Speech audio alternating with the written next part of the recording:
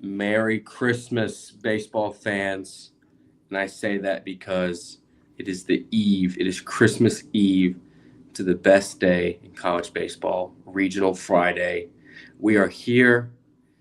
I would say it's been a long season, but I don't think it has. I feel like Valentine's Day was not too long ago. We were kicking off the season. But, folks, we are here. We have a full barn tonight in Carolina Curveball, here to break down the regionals. We're going to touch on all the regionals, but we're going to put more emphasis on the ones in the Carolinas that have Carolina programs in them. But first, let me introduce myself, Kason Rameli. We have a full barn tonight. Braxton, Reed, Colby. Looking forward to this one. It's going to be a phenomenal weekend. We have all your coverage right here at Carolina Curve BB on social media. Be sure to look out for our tweets, Instagram stories. We're going to have tons of content. We will be boots on the ground in Chapel Hill for the Chapel Hill Regional. So be on the lookout for the special content there.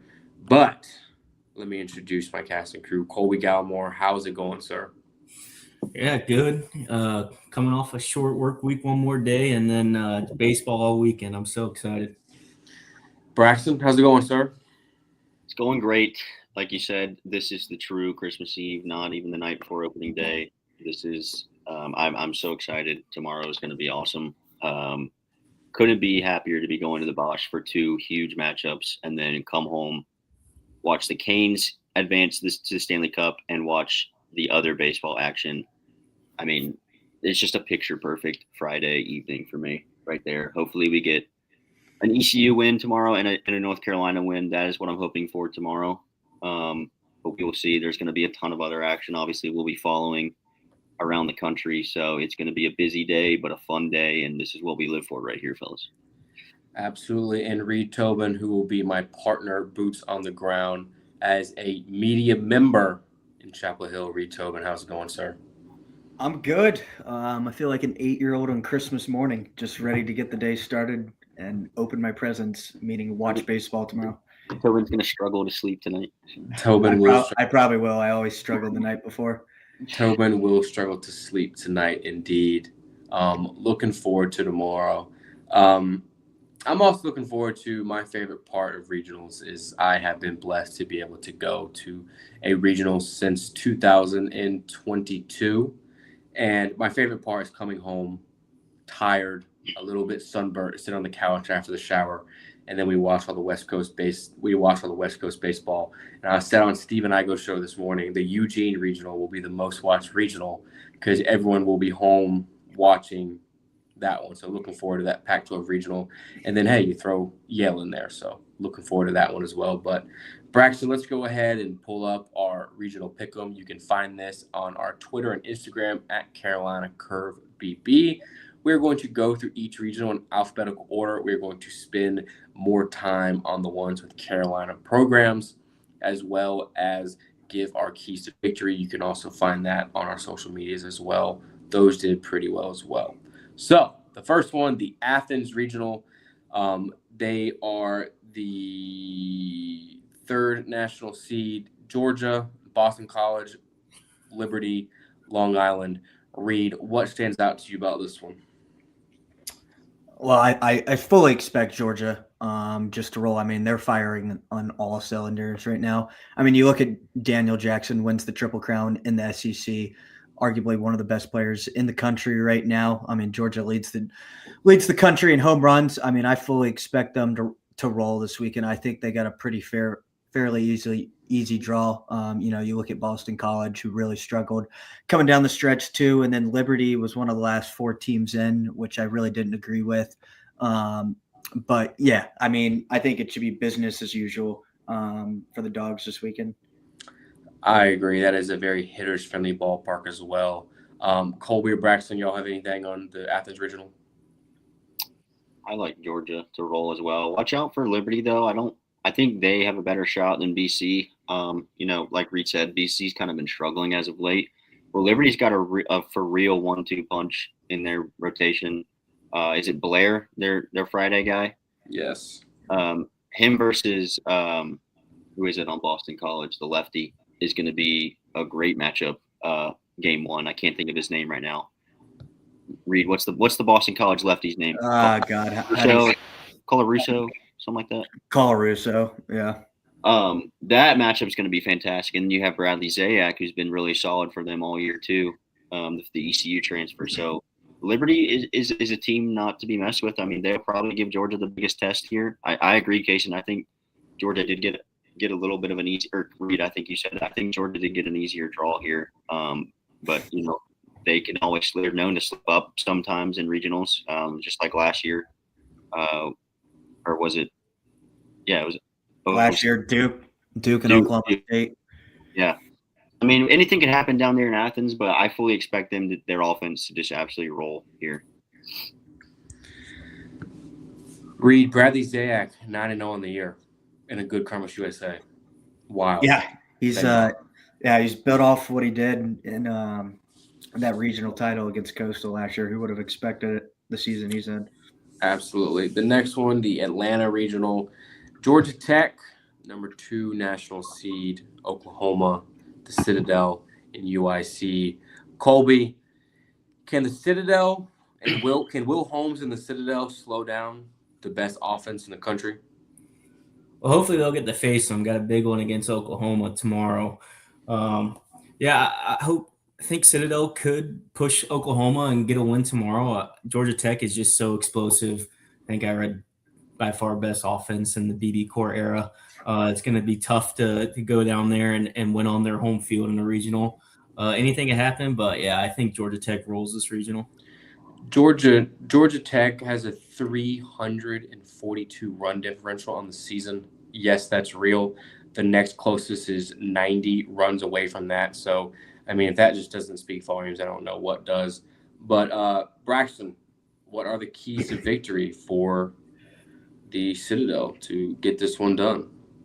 Yeah, I think you got to obviously get a really good start out of Will Holmes. I don't know. Did they announce their rotation yet? Is he pitching against Let Oklahoma? me go look right now. If he starts tomorrow against Oklahoma, you need some big innings out of him. But you've also got Andrew Buffkin and Trip Brown. They've been fantastic. They've started some games here recently as well. 2 really good arms for them. And then you need your offense to do what they did in the SoCon tournament, right? You have Michael Gibson, who's kind of the Otani of that team. He's been closing games out and hitting really well. And then Zach Hunt's probably their best offensive hitter. He hits for power. He's the flow dart transfer. He needs to have a big weekend for them to have success here. And then, you got guys like Jaden Williams, Christian Stratus, and TJ Anderson also in that lineup that have been contributing. This is a Citadel team that's kind of struggled offensively for most of the year, but they really found an identity offensively in that SoCon tournament. If they can kind of continue that here in Atlanta, I like them to have a lot of success down there, especially against a struggling Oklahoma team. I think that's a great matchup for them in the 2 versus 3. And then one other thing on this regional I wanted to mention is UIC. Watch out for UIC too. We're talking about a Missouri Valley team. You think back to the last 3 years, there's been a Missouri Valley team that has advanced to supers. I mean, you think about Evansville, and then you think about Murray State last year, and then this year it could be UIC. And then, of course, last year Murray State was in Georgia Tech's regional. It was Oxford that was hosting, but I mean, Georgia Tech does not want to see a Missouri Valley team, and they've got UIC here, which I thought was interesting. But yeah, hopefully the Citadel does match up against Georgia Tech. I would be really kind of eager to see that matchup.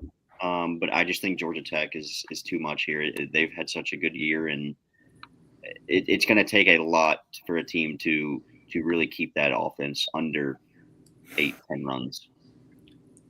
Reed, your take on the Atlanta Regional? Yeah, I agree with everything Braxton just said there. But yeah, just to piggyback on Citadel, though, like you said, Braxton, though, all season long, the pitching had really kept them in a lot of those games in that brutal schedule they played in the non-conference too. They were really competitive, everything. But, they really found a different footing this past week in Greenville. In their first 4 games of the conference tournament, they scored 13, 21, 9, and 14. And then in the conference title against Samford, they scored 3 runs there. So, I mean, if their offense can continue, like hit the ball like they did last weekend, I could see them. And one of my bold predictions was that Citadel gets to the regional final. I don't think they really have a chance against Georgia Tech. But, you look at Oklahoma, who is reeling on all ends right now. They lost their last 4 SEC series to end the season. They were 1-out in Hoover too. They really struggled to pitch the ball too past month and a half. So I mean, yeah, Will Holmes, obviously we know how good he's been, big strikeout guy, 112 strikeouts on the year. And, if Buffkin can give him some good innings too tomorrow, maybe out of the bullpen, I think they can beat Oklahoma. I found out who Oklahoma is starting tomorrow, Friday night for them. The Friday night starter tomorrow is Cord Rager. He's a 5.88 ERA, 3-3 on the year, 12 appearances, 12 starts, 52 innings, 42 hits, 34 runs, 34 earned runs, 18 walks to 67 strikeouts. Shout out, bro. So I mean, I definitely don't think this is not their Friday night guy versus the Citadel. So they're definitely pitching off this game, which is interesting for sure. But I guess that's been the trend, Colby. We're going to talk about it more. Just some of these teams are not pitching their number one guys, and it's playing with fire. Yeah, for sure. Kind of taking a risk and hoping it works out. At a lot of these cases, it won't, and they'll be kicking themselves. Yeah, I'm trying to confirm. I'm doing research trying to confirm if Will Holmes will be starting tomorrow. Let's see. I would assume kind of a softball opening. I am trying to confirm if Will Holmes is starting. I have not seen anything as of late. If there's any people in here, let us know in the comments. Yeah, please. Yeah. But I'm going to be completely honest. I would assume they're starting Will Holmes. I mean, there's no way they don't start Will Holmes. But looking forward to them getting that. And like we just said, Oklahoma is starting a guy that is not that great on the mound. Got almost a 6 ERA. So we shall see for sure. The next one, Colby, I'll pass it right back to you, sir. The Auburn Regional. Will Elliott Avent leave the Auburn Regional in the sunset? Would be awesome. I don't think the odds are in their favor, but big news today, which I like, throwing Anderson Nance on the mound tomorrow, which was a bit of a surprise, but I think all Wolfpack Nation loves that news. We're just talking about not throwing your best guy day one. Well, NC State is trying to get to 1-0 and face Auburn on Saturday. And the odds are against State, obviously, with the pitching injuries. We'll see if Marone does indeed maybe throw a couple relief innings this weekend, but obviously Duden out for the year. Really got to win tomorrow to have any chance, and they're giving themselves the chance to win tomorrow by throwing your best guy in Anderson Nance. And if you get to the 1-0 game, you get I was telling Reed earlier this week, all I want this weekend is the Saturday nerves after winning Friday night and having nerves going into Saturday night in the 1-0 game. But yeah, big news. Anderson Nance is starting, and looking forward to watching him pitch at 6 p.m. tomorrow against UCF. Correct. And I do have the Auburn starter. It is Jake Marciano is starting for Auburn tomorrow versus Milwaukee. I'm looking to see if that's their one, to see if they're prepping as well. Reed, what do you know about UCF? I've heard that they have been bit by the injury bug, so unsure about UCF, Tobin.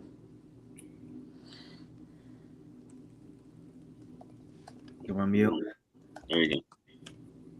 Last month and a half, UCF kind of, they were in the top 25. They had the really good series win against West Virginia, kind of the middle Big 12 play. And then, after that, they were kind of up and down. Like you said, they've dealt with a lot of injuries here. But, they're in the tournament. That's all that matters. But, I mean, Yeah, we'll see. I'm not giving them much of a chance this weekend against Auburn too, but anything can happen. John Smith and Andrew Williamson's a good 1-2 duo in that lineup. John Smith 12 home runs on the year, Williamson 12 as well.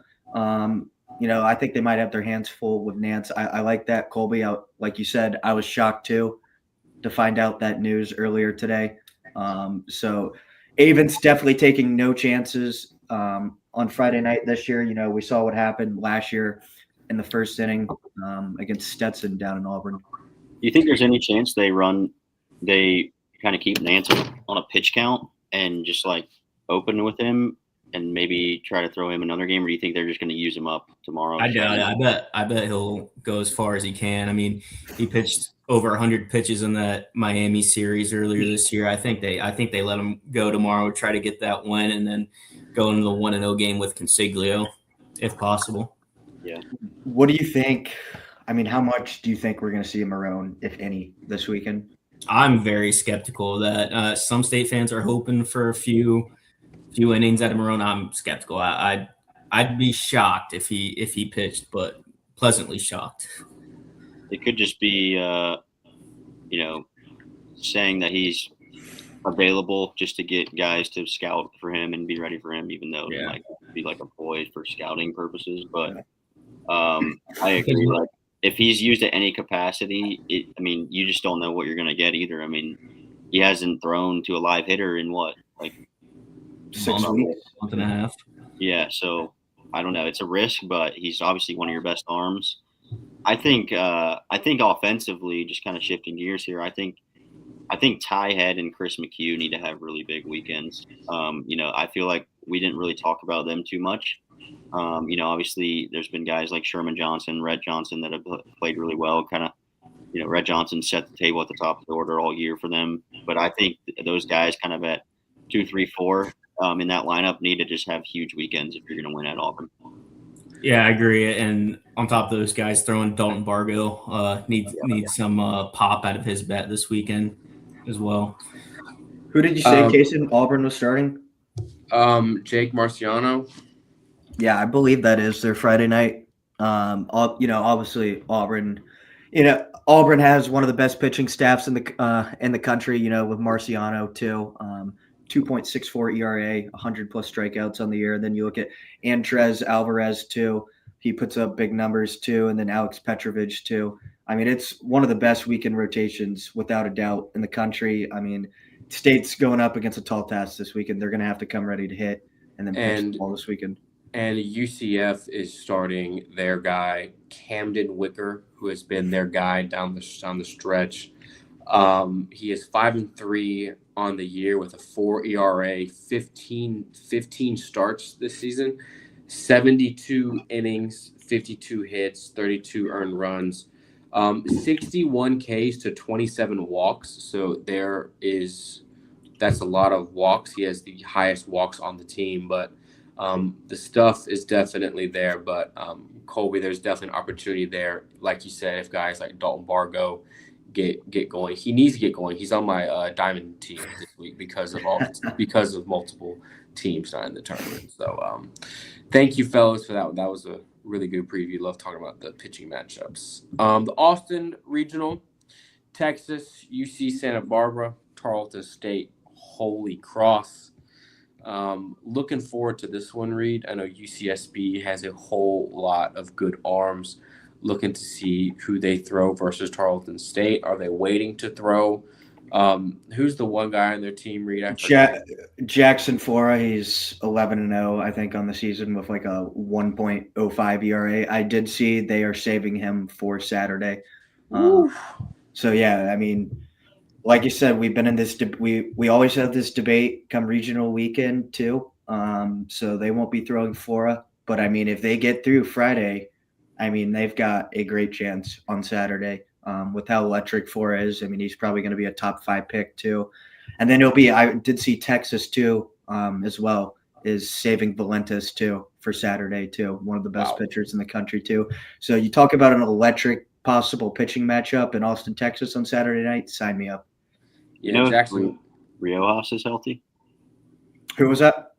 Ruger Riojas. I'm not sure. I think let's see if he pitched last weekend. I'm pretty sure he's been banged up too, but I mean that's another triple-digit strikeout guy Yeah. that they've got. Yeah, he did not pitch in the SEC tournament. Yeah, I knew that. Speaking of guys, I mean, I'm looking at this UC Santa Barbara stat PDF of their pitchers. I mean, goodness gracious, these numbers are ridiculous. They got some guys, just 124 strikeouts for Flora on the year. Just the strikeout numbers are ridiculous on this team. 549 as a team, absolutely absurd. So, I believe they're starting Colt Triba, I believe is who they announced.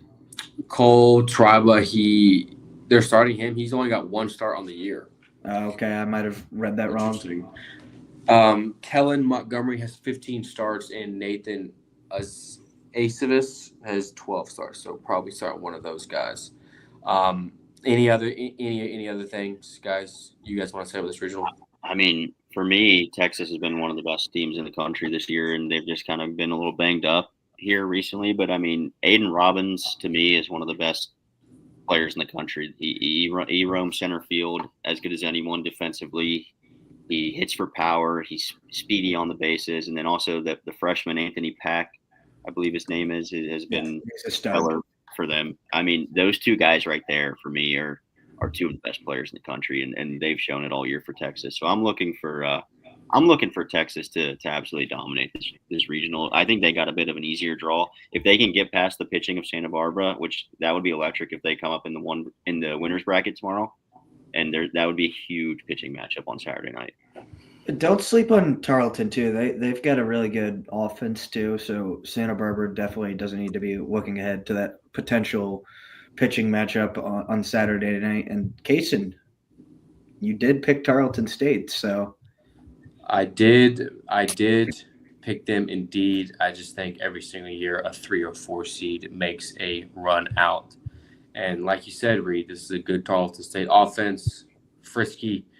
I love teams like that, and teams like this come out of nowhere during this time of year.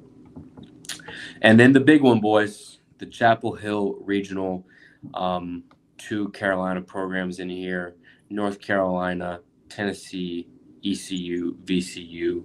And Braxton, I will let you go first, sir.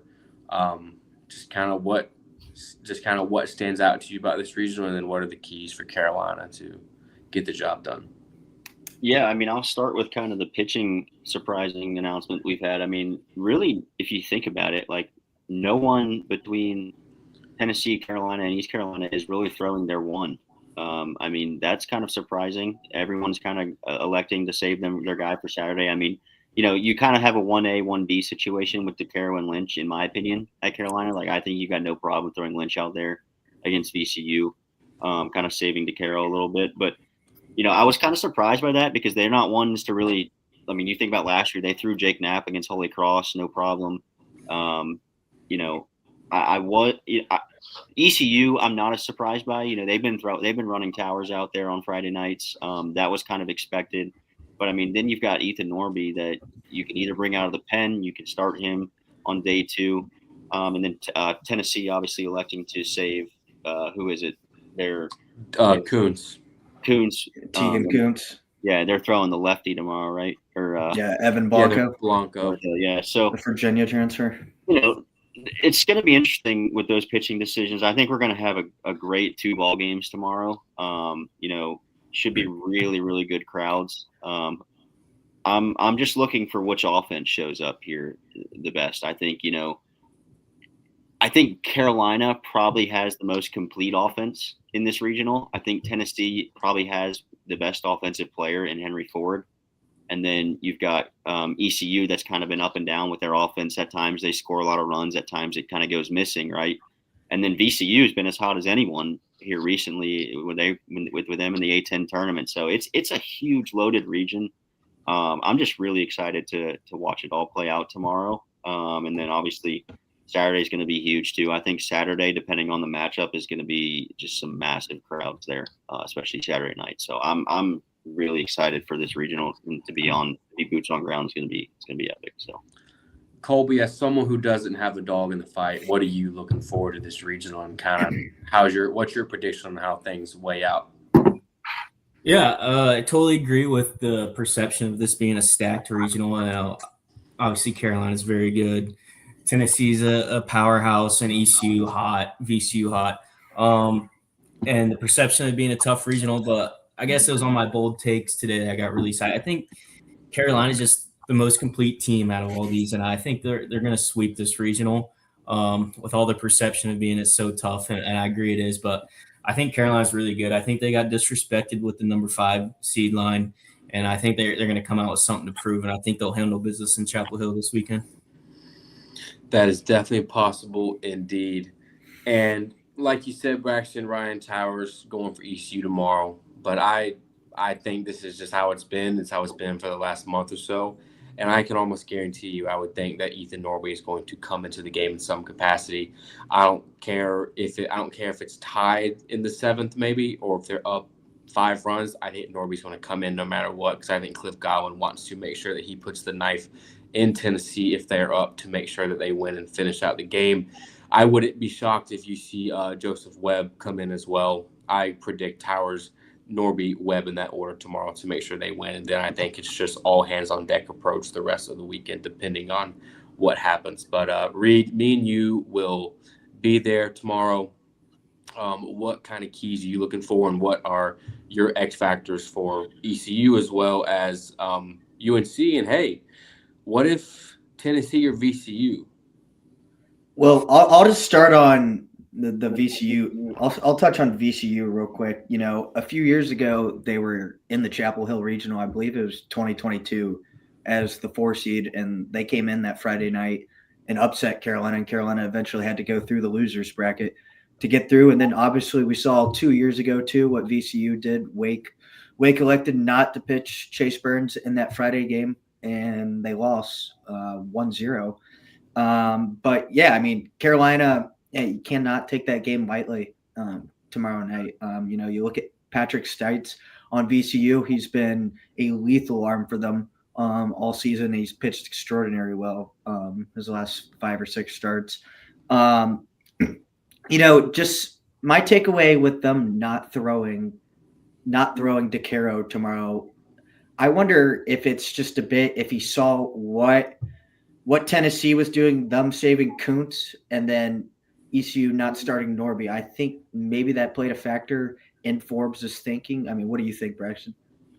Yeah, I mean, I definitely think it was maybe a little bit of a response to those announcements, but also you know, from the ECU perspective, you think about, well, from the Carolina perspective, if they match up against ECU, I mean, DeCaro had a lot of success against that lineup in Greenville when you think back to that game. So maybe it's a more of a, you know, maybe they like Lynch's stuff up against the VCU offense a little better, and DeCaro's stuff that's already been proven against ECU and maybe against Tennessee too, if that's the matchup. So I think it's a little bit of both, but you know, it's such a 1A and 1B in my opinion. Like, you know, Lynch is borderline ace too. Like, he's just got the stuff that it's so good. DeCaro's obviously been kind of the guy this year, but I mean, you think back to last year, Reed, like DeCaro threw on Saturday in last year's regional, I think, and was flawless against was it Oklahoma? Yeah. So I mean, they have full trust in running him out on Saturday, and you know, I'm okay with the decision to go with Lynch tomorrow. Yeah, I think another key, before I touch on ECU and Tennessee, I think another key factor, though, with Carolina is Forbes. He has to manage the innings with McDuffie and Clobber this weekend. You know, this regional is loaded. You know, I think last weekend back in the ACC tournament, you know, he has Glauber come in on Friday against Virginia Tech, and he throws 95 pitches, and he's not available for Sunday too. And then, or was it Thursday, whatever game it was against Virginia, whatever day it was against Virginia Tech. And then, you know, you look at McDuffie too, he throws a ton of pitches too. And then he wasn't as much use as that you would want to have for Sunday. You know, Boas has been so inconsistent for them this year. And, you know, he has Mateus and Rose out of the bullpen, but I mean, you can just tell that he really only trusts Glauber and McDuffie right now. So I think the best case scenario for Carolina tomorrow is you build a huge lead. Lynch goes 6 or 7 innings, and then you don't have to burn McDuffie or burn Glauber for an extended amount of period. I think the biggest win for Carolina tomorrow is if they find a way to not use either of those guys. If their offense can do enough, and I'm not saying this is what's going to happen, I predict that Glauber will come in. I think it'll be a close game, and they're going to go right to Glauber. But if you can somehow manage to not use Glauber or McDuffie and have both of those guys available come Saturday, you're in a great spot. Great spot. I 100% agree. Yeah, and then looking ahead to the ECU Tennessee game, Kaysen, it really feels like ECU's in a similar situation as they were last year too. The regional host is a very good team, and then you've got a pretty decent SEC team as your 2 seed, as Florida was last year. We saw what the Pirates did last year, dominated them in both games. But Tennessee is going to be really tough. They've played their best baseball here over the past month. Evan Blanco, the transfer from Virginia, he put up big numbers last year for the Who's too. He translates. ECU faced him in the 2023 regional in Charlottesville. Wow, he was on the team back then? Yep, he was a freshman. Interesting. I do not remember him. But yeah, Blanco, he's been hit or miss this year. He has big strikeout numbers too, 97 strikeouts on the year, ERA 4.94. So he's been pretty inconsistent at times too, but when he's on, he is a very good pitcher. But, I think the key for ECU is they need Towers to give them at least 4 innings. If Towers can go unscathed for about 4 innings too, I think that puts ECU in a really good spot, and it would bode well for ECU if they can jump on Tennessee too. Last year, those first few innings, Kaysen, they were just taking it to Florida too. And then, I think Norby just built off that too with the momentum. It was just the hit parade, those first few innings last year in Conway against Florida. I remember last year in Conway, Florida catcher got hurt, I think, in the SEC tournament. They had a backup catcher, and they started off with the leadoff bunt to get him moving. And then Braden Burris steals second, and that was just kind of just the snowball that started it all. But it's going to be very, very different. They could have scored 20-plus runs in that game. They left so many guys, too, on base. They did leave a lot of guys on base. But yeah, Towers, he's just got to execute. He cannot afford, to walk a ton of batters, too. I think that's the key. And then if you have to go to the bullpen too, like you said, I would imagine if it's a close game, Cliff is going to want to win the game and be in the 1-0 game. So yeah, I would imagine we'll see Norby. Best case scenario for ECU is Towers lights out. He goes 7 innings and the offense takes care of business. And then you just have Webb come in for the save and you have Norby sitting there for the 1-0 game. But for a Tennessee offensive standpoint, they're one of the best, more complete offensive teams in the country. They're top 10 in the country and or top 20, I believe, and total amount of home runs. So it's going to be fireworks tomorrow in Chapel. I'm really looking forward to it. And Evan Blanco's last start, was that against Arkansas? Maybe it was like Arkansas was playing T-ball against him. I felt like they he's been very inconsistent. I'm looking at 3 innings against Arkansas, 7 hits, 5 earned runs. Yeah, we shall see. We will be boots on the ground for that. Like I said, be sure to follow us on social media to see those. Let's go through these next 3 relatively quickly. College Station Regional. Want to sit here and say shout out Lamar. I actually need to change this on the graphic. I have Lamar winning this regional. Lamar followed us on Curveball and followed my personal account today. So shout out Lamar. I don't know if you're going with bro to Houston or not, but just know there's love from me. If your prediction comes true, we're gonna have to meet up with Lamar's coach or yes, absolutely. If my prediction comes true, we will have someone from the Lamar coaching staff on our show next week previewing the regional. We'll see. Yeah. And Braxton, it could work out for us because if Carolina or ECU wins the regional, they're coming to us. So then we can get more credentials and we can say, hey, we're covering Lamar. And Lamar will be like, okay. Yeah, look, if Carolina doesn't host a super in ECU, if the next team were to that I would want, it'd be East Carolina. That'd be freaking awesome. So, it's unlikely that would happen. I'd say it's probably more like just being that they're a 3 seed, they'd probably go either to USC or A&M if they were to get out of this regional. But I've got A&M winning this regional pretty comfortably. Gallimore, anything in the Eugene regional, the RIP, the Pac-12 regional? Yeah, I love this regional. This one's definitely going to have my attention late at night, winding down from the East Coast games and just turning on some West Coast baseball out in Eugene. It's going to be awesome. I'm really looking forward to this regional. I really like both Oregon and Oregon State. I was torn on who to pick between the two. I went with Oregon State, kind of, I guess, a gut feeling, but really looking forward to watching this one late at night. Yeah, I'm really looking forward to watching that one as well. And Reed Tobin, is Kevin O'Sullivan going to yell at anybody, cuss out any players in the dugout down there in Gainesville, cause any more issues? I wouldn't put it past them. It's the NCAA tournament, so yeah. I mean, I'd put some money on that, betting that happens. Oregon State and Washington State actually play at 3 tomorrow, and then the late game's at 8. So there's 2 games that start at 9: USC, Texas State, and then Ole Miss, Arizona State. But let's hope for some rain out on the West Coast tomorrow night. You get those games started at about 10 or 11 o'clock. Jeez, Tobin. What game was it? A few years ago, I remember I think it was like Rice and Houston, and it went to like 22 innings or something like that. I can see it now. The Saturday night game in Eugene is going to be Oregon State, and that starts at 9 p.m. That's going to be the one that we're all up for. Watch it. I'm calling it now. That's going to be an extra inning game in Eugene. It's a shame Dax Whitney got hurt for Oregon State. They probably still like him to win though. They probably would have hosted a regional too. Yeah. Had he not got hurt. But, it's kind of unfortunate. They've been top 10 in the country all season. They do what they can scheduling-wise and everything like that. But, not playing in a conference hurt them, and they got passed on to be a regional host. Absolutely. Braxton, let's turn the page. Gainesville. I like Florida here. I think they've got relatively a really good draw here. I mean, Miami has a 2. Troy's was a bubble team. I was surprised they even got in here. I think Florida played Miami this year and just completely outplayed them in that series. And, I mean, Miami didn't even want to play them on the final day. They canceled the game, the third game.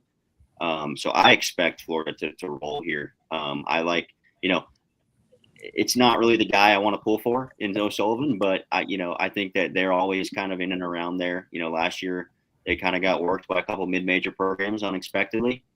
I don't think they kind of know who they're playing against here in Miami, and they know that they're better than them. So, maybe you get Miami's best shot there, but I think Florida wins here.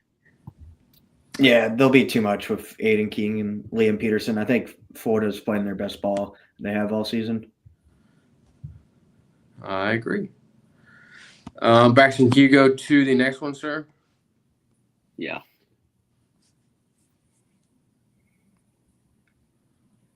Thank you, sir. The Hattiesburg Regional, Southern Miss, Virginia, Jacksonville State, Little Rock.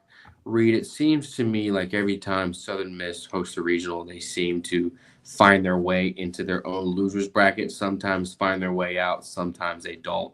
But what do you think happens here? Also, Virginia and Jacksonville State. And I mean, I heard on the 11.7 podcast that I was listening to them this week, and they kind of said it jokingly, but not really. People were mad, including Jack State, that they were the 3 seed in this regional, not a 2 seed somewhere else.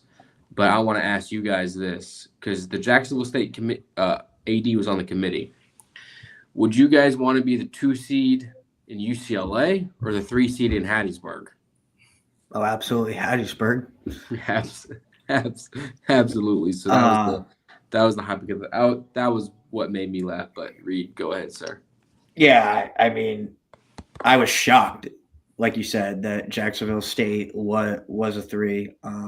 But like you said, it's probably better they're down here than instead of being the 2 out in UCLA. But I think this is just a really fun regional. I thought Southern Miss should have been a top 8. They've been really good all year. And then you look at UVA too, who's kind of struggled over the past month and a half, but you can never rule them out come postseason play. made countless runs to Omaha and everything like that. But I think this is the year for Southern Miss that they get back to Omaha. I look at Graydon Harris, Camden Clark, Colby Allen. I think that's a really good pitching staff.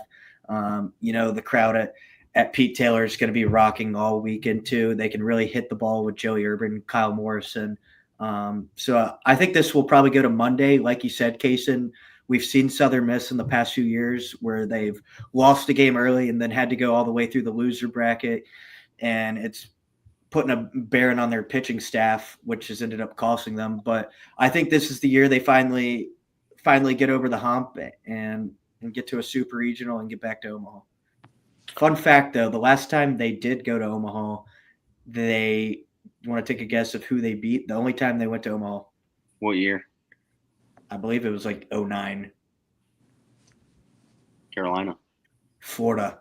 They're paired up again with this year. So Good job, Tobin. yeah. Good job. I don't see it. Southern Miss fans are coming after me right now with my bold prediction from today. But you know what? I just think this is too loaded of a region. If there's one host that I predict to go 2-0, I think it's Southern Miss. I mean, Virginia, Jacksonville State's a really good 3, and then Little Rock is arguably one of the better 4s. You look at what they did last year in Baton Rouge.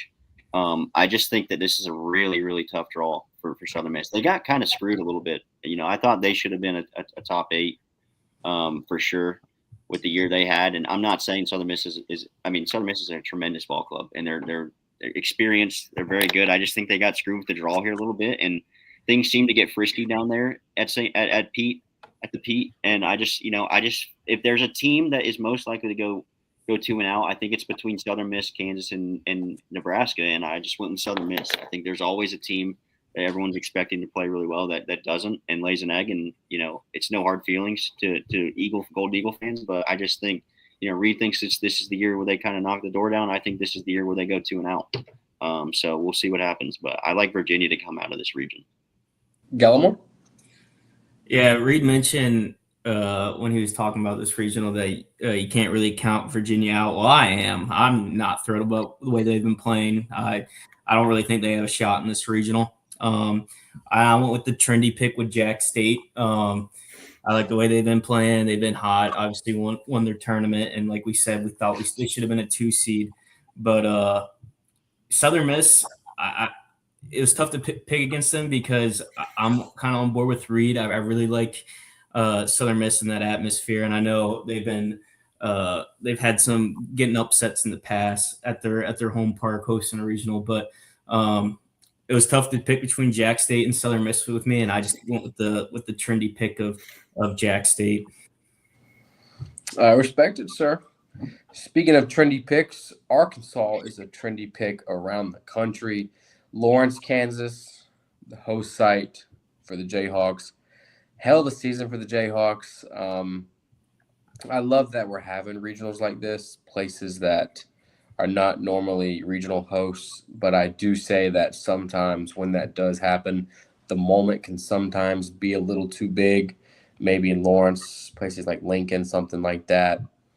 So that's why we all have Arkansas winning there, but Reed, Missouri State is a good team, and Northeastern is a good team. Northeastern, were they not the 2 seed in Tallahassee last year? They were. I think they were 51-9 going into that regional. But this is brutal. I mean, you could argue this is the toughest regional.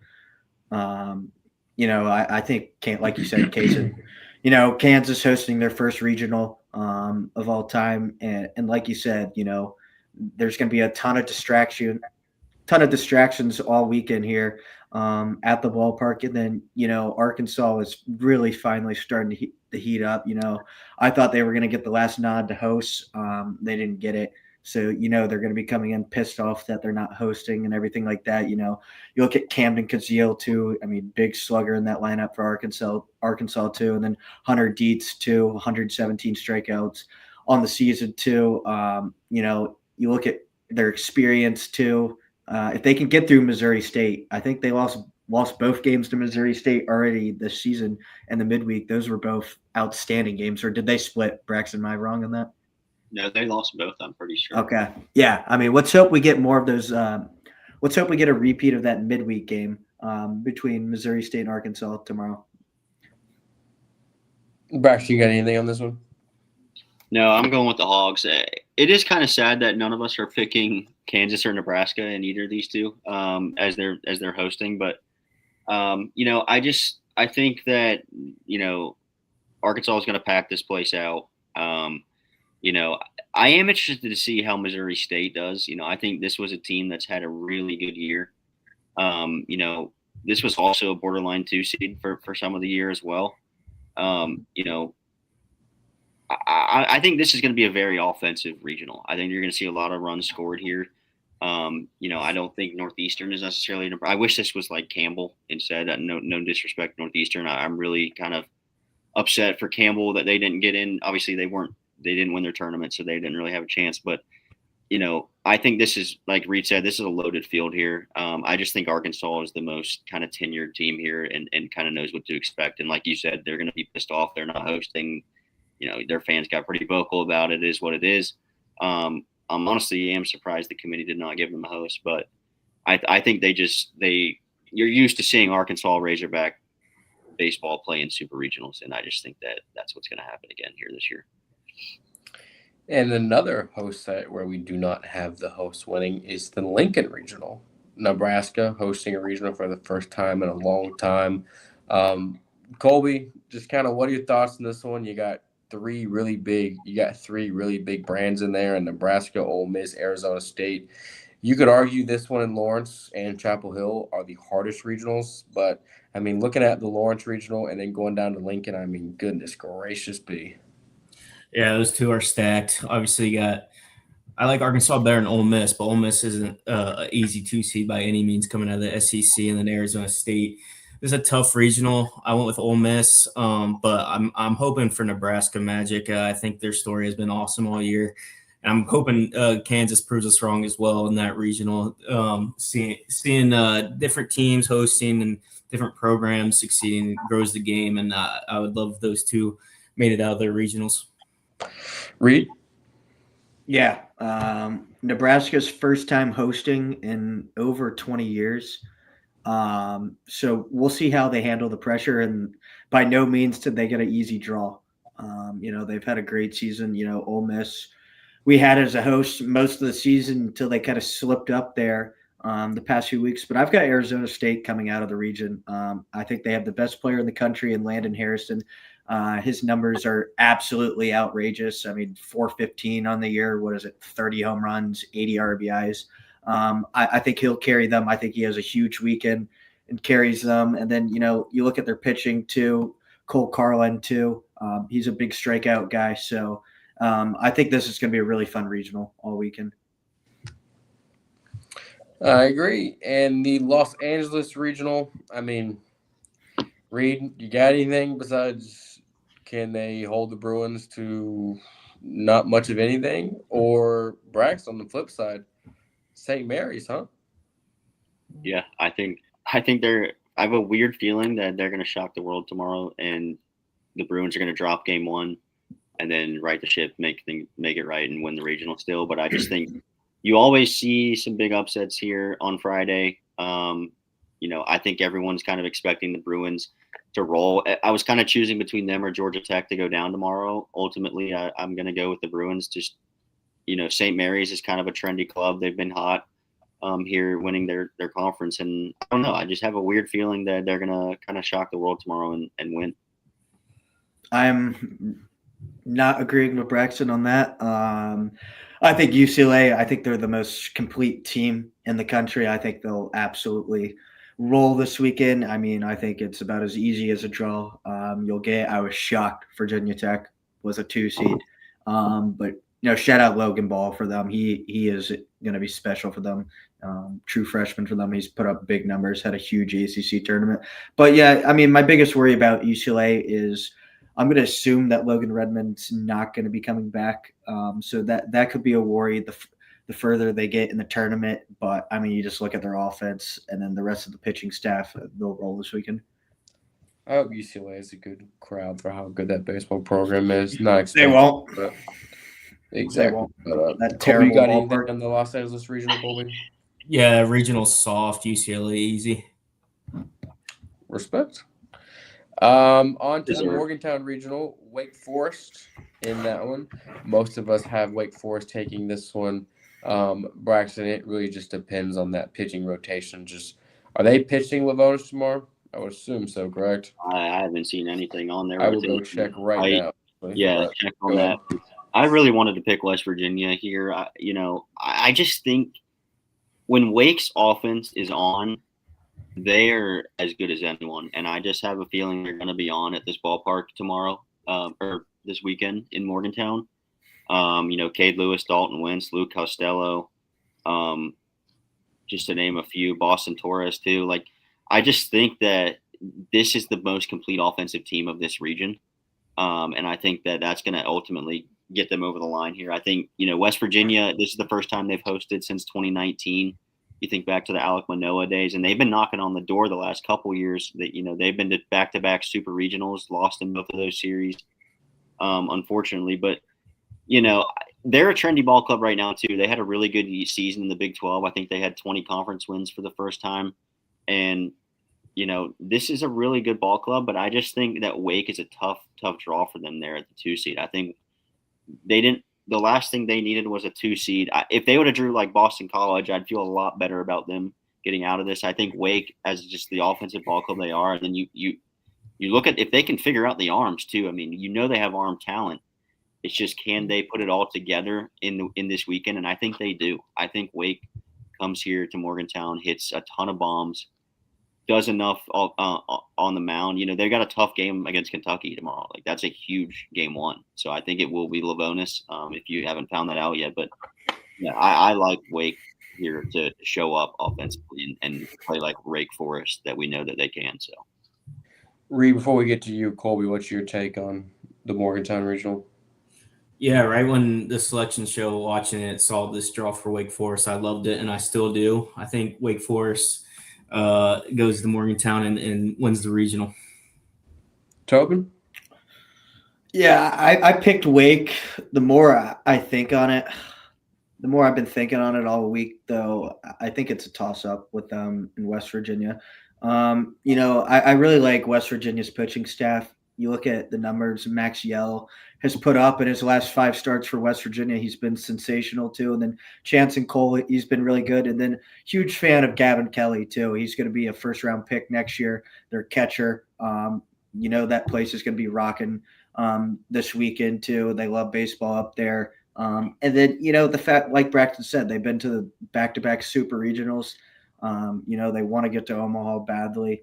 But yeah, I mean, I think it really just, if Wake can get through tomorrow, we've seen Wake been inconsistent at times over the past few years. We're just ready for them to click and everything like that, and they lay a huge egg.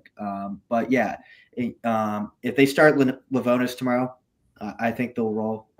Obviously, we know my thoughts on Kentucky. They should not have been in the tournament. I think it was an absolute disgrace that they're in, winning 2 SEC series. But, I mean, if Wake can just get a little bit of consistency, banking on Livonis winning tomorrow, if they can get consistency from Duncan Marston and Cam Bagwell, and then maybe some innings from Morningstar. I mean, he's had a really disappointing season out of the bullpen too. And then the rest of that bullpen, we know their offense is going to show up. So I think it's going to be a really fun matchup this weekend. I have not found anything. They have not announced it as of 3 hours ago. A Kentucky beat writer guy, so they have not announced it, but they said it is expected to be ace versus ace, Kentucky's guy versus Livonis. So looking forward to that one very, very much. The next one, the Starkville Regional, Mississippi State. Brian O'Connor said last year this time, Mississippi State is going to get back to hosting regionals, and hey, here they are. But they do have a pesky team in there in Louisiana who has been playing really well as late, Braxton. So just kind of, what are your thoughts on this one? And you have Louisiana coming out of Starkville. Yeah, I'm jumping on the Cajun train here. I think they're just hot right now. I watched them play in the Sun Belt tournament a little bit, and then that last weekend against Coastal too. And in regular season, and I was really impressed with this team. I'm kind of just jumping on the bandwagon here because I was kind of hurt when they got thrown in Starkville because I'm really high on Mississippi State too. I had them in my preseason Omaha 8. I had them in my Omaha 8 for most of the year, and I love what their coach does up down there. Like, he's turned that around in pretty much a year. I'm big on that team. I switched up here and went with a hot hand almost with Louisiana. And I also don't want people to sleep on Cincinnati too. They're a decent ball club. I know they're kind of seen as a weaker too, but they are a solid ball club from the Big 12 there. But yeah, I went away from the team I've liked all year, Mississippi State. They've kind of struggled at times this year, but for the most part, they've been pretty consistent in earning a host here. And I'm going with the hot team in Louisiana, though. I had to get some 3 seeds in there. So, yeah, let's go Louisiana Raging Cajuns here. Colby? Yeah, it was tough for me to pick against Mississippi State here. I do really like Louisiana. Like Braxton said, they've been incredibly hot the last month of the season, taking it to Coastal a bunch of times down the stretch. I do think Cincy is somewhat of weaker too, but I think they definitely pose a threat in this regional as well. I think all around this regional is pretty loaded, in my opinion, with the way Louisiana's been playing since the end of the 2. But it was hard for me to pick against Mississippi State. Reed Tobin. As soon as Mississippi State hired Brian O'Connor, last offseason, it was Mississippi State fans, were kind of just counting down till this moment that they'd be back and hosting a regional in Starkville. Well, here they are. They're hosting. They didn't really end the season how they wanted to. But, the Starkville Regional, it's a special place. It's very hard to win games down there as a road team. Ace Reese, he's a sensational player for Mississippi State. But yeah, don't count out Cincinnati too. Quentin Coates, he's one of the best players in the country. If you haven't seen his numbers, go check it out. And then, Louisiana is a trendy 3 seed, in my opinion, too. I know some of y'all picked them. It wouldn't shock me if they caused an upset down there with the way they ended the season, especially seeing what they did to Coastal, too, last weekend in Montgomery. The Tallahassee Regional, Coastal Carolina is in there, struggling as the season has gone on, but they are in the NCAA tournament. It is a brand new slate. Will the Cameron Fluke of 2025 show up? Colby, you have Florida State.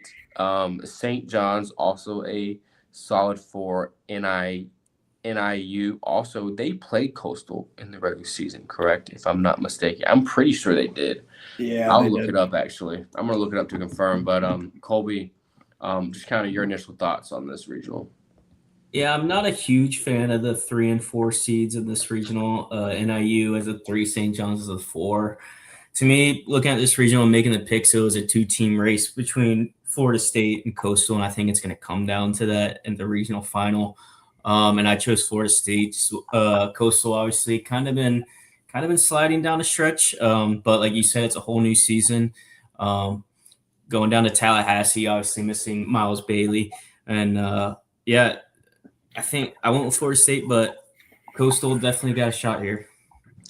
They did not play Coastal Carolina in the regular season. I apologize. They started the season at A&T, then ECU, then Upstate, then Presbyterian, and then Wofford. So they went through the. Didn't they play ECU too? Yeah. Did I say ECU? Yeah. Oh, okay. First midweek of the year. Yeah. But Braxton, your thoughts, and because you're the lone champ. Yeah, this is another one where I've kind of flipped on a team that I've been really high on all year, and that's Florida State. I love Coach Link Jarrett. I think he's one of the best coaches in the country. It was tough for me to pick against him, but I think people are forgetting, this is Coastal Carolina, and this is postseason.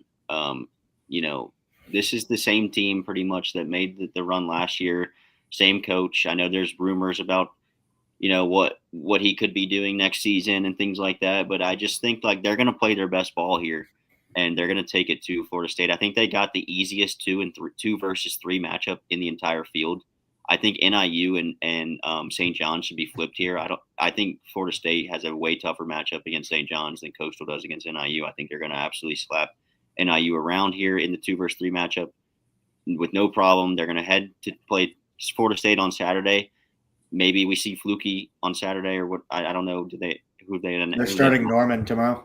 Yeah, so I think you see Fluky on Saturday, and he's going to be his best version. He's going to shut down Florida State, and you're gonna see on Saturday, Coastal is gonna have like an 8-0 lead against Florida State, and everyone's gonna be like, they're back.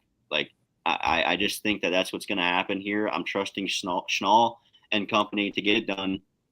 It really does pay me though to pick against Florida State because this was before Miles Bailey got hurt. This was like my national champion pick. I think that just kind of demoralized this team a little bit. They still kind of steadied the ship really well, and that's a credit to me, to Ling Jarrett.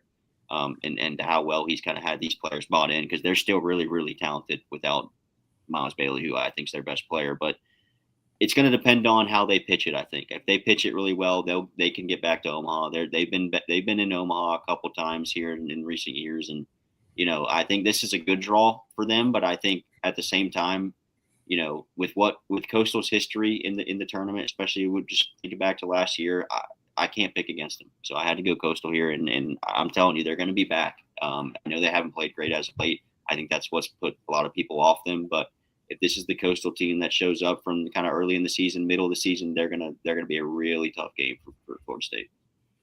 Reed, what do you think about them not going with Fluky tomorrow? Well, I figured they would start Jones tomorrow, Luke Jones, but interesting not starting or starting Ross Norman. We've talked about him all season, how he's had his struggles, and then he's also had some highs too. But what it's going to boil down to, if Coastal gets to that 1-0 game and they have Fluky, if it's 2025 Fluky, I'm with Braxton. I think they will win the regional. But what I've seen from him the past few starts, the offense, and then just the bullpen struggling. That's why I went with Florida State. I think playing at Tallahassee is already hard enough. So that's why I went with the Noles this weekend. Does anyone have anything else on this regional? I think that it really just depends on Coastal just finding that magic again like last year. We're just reeling down the stretch. Just got to finish strong.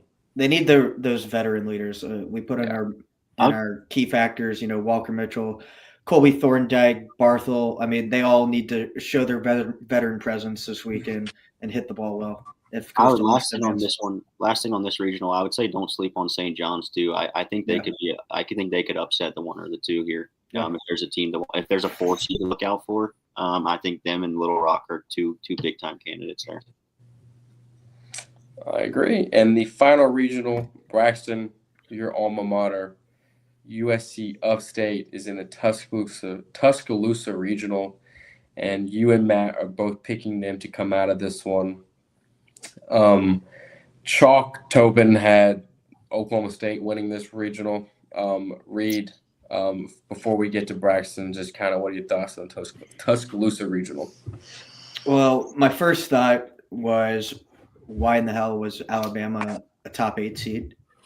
They had a pretty good regular season, 16-14 in the SEC, but 1-0 in Hoover. In no way in hell should that have warranted a top 8 seed. But we've seen the committee; they love to stack SEC teams in the top 8.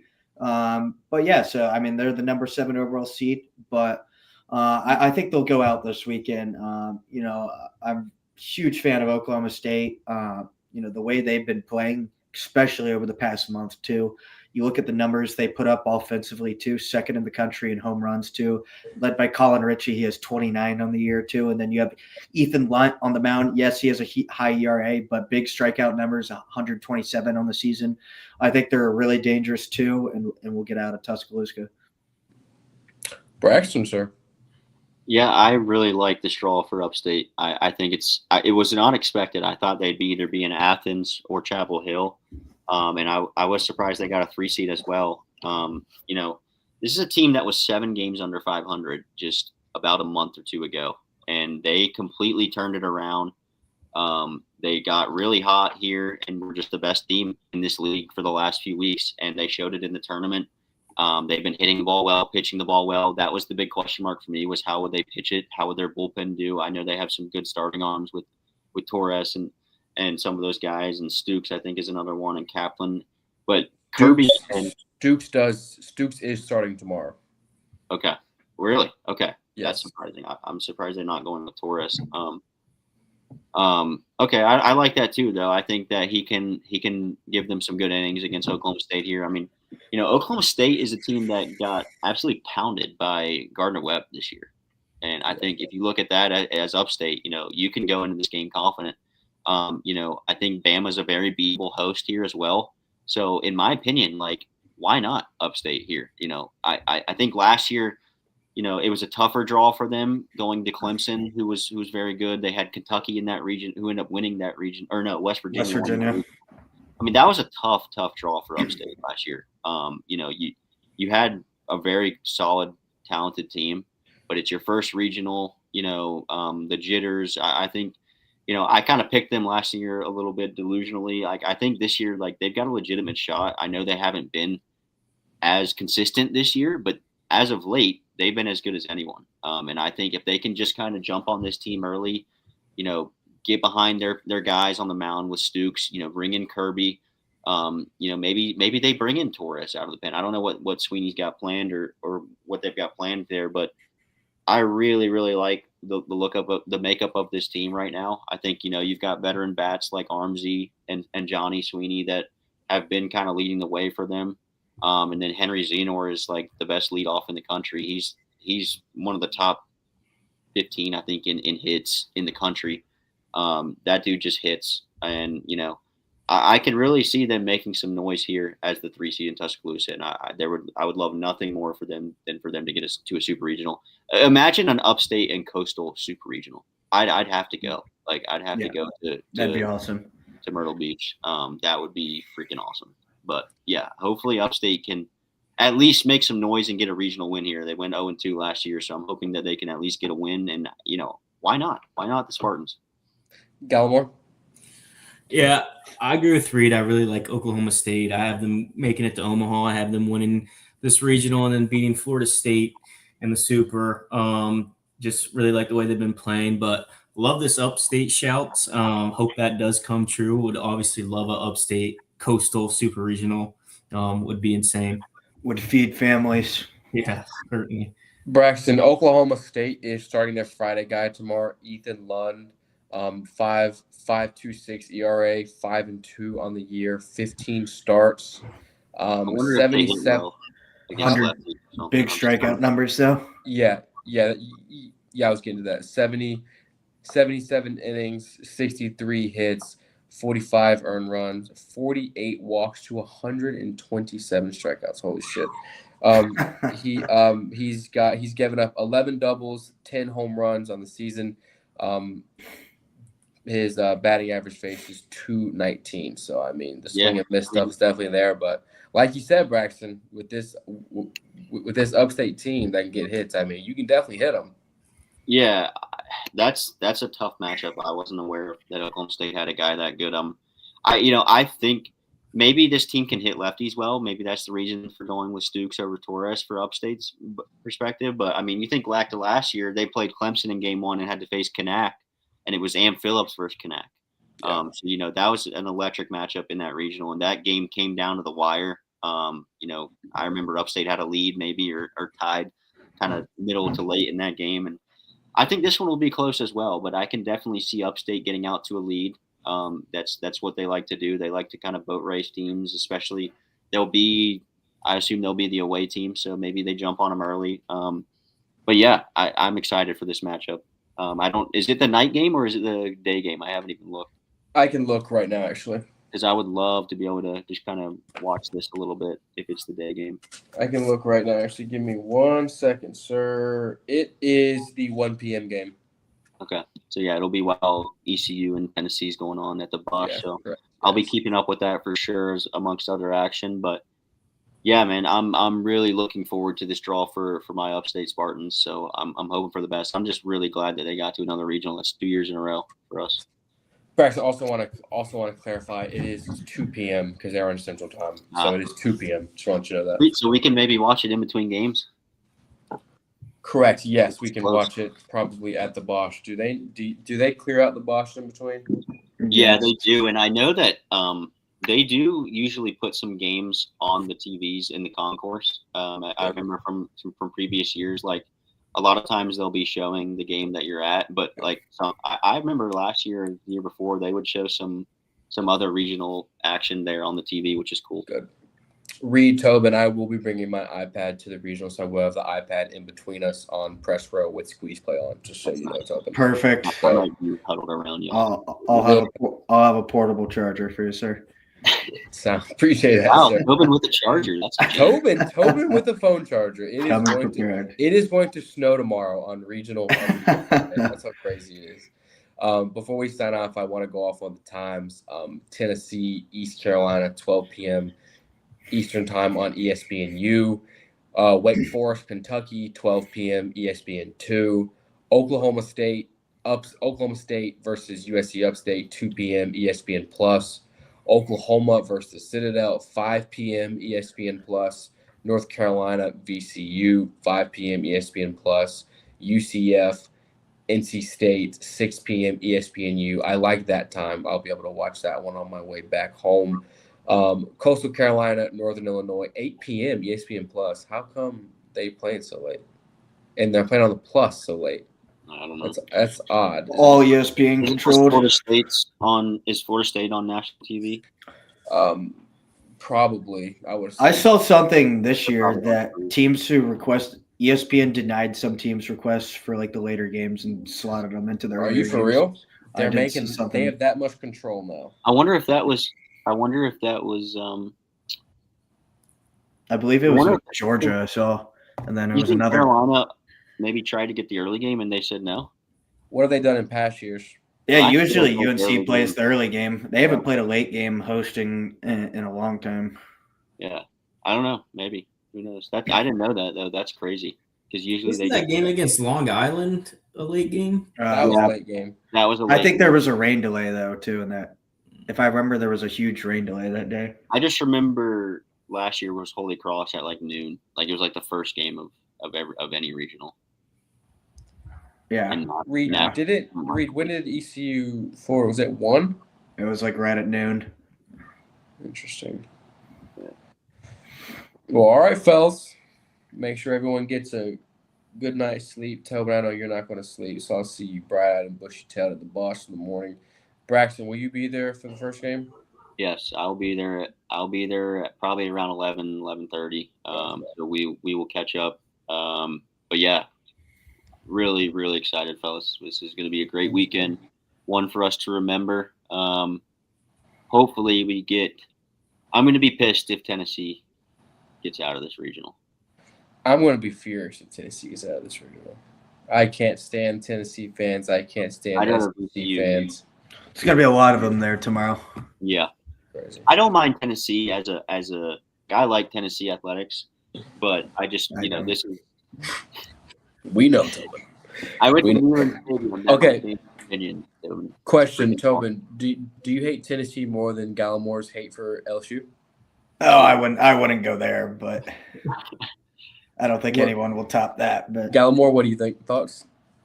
Yeah, I'd be shy. I mean, if LSU was playing, never mind. That would be bad.